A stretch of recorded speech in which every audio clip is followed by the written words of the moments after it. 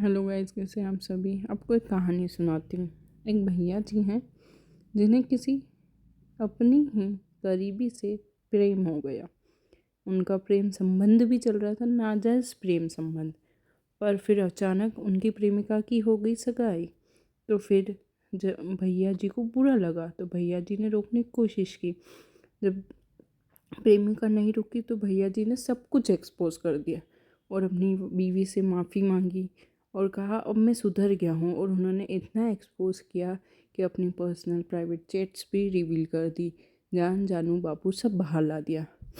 फिर एक दिन बाद भैया जी 2 दिन बाद भैया जी को समझ आता है, अरे मैंने ये क्या कर दिया, अब क्या होगा, अब तो प्रेमिका मुझसे कभी बात करेगी नहीं।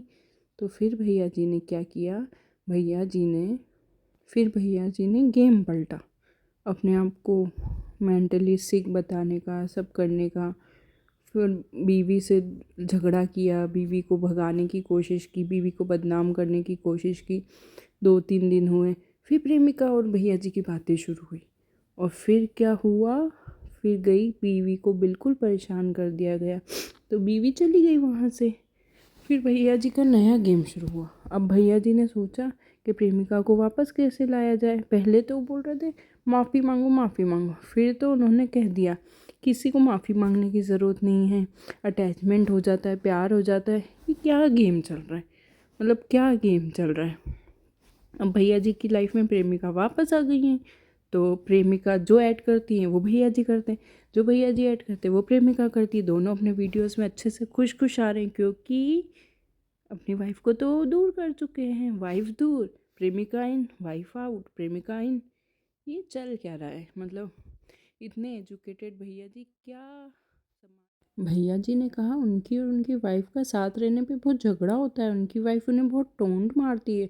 बेचारी 1.5 साल से सह रही थी तो अब टोंट नहीं मारेगी, टोंट तो मारेगी ना कि जाके उससे करवा लो काम।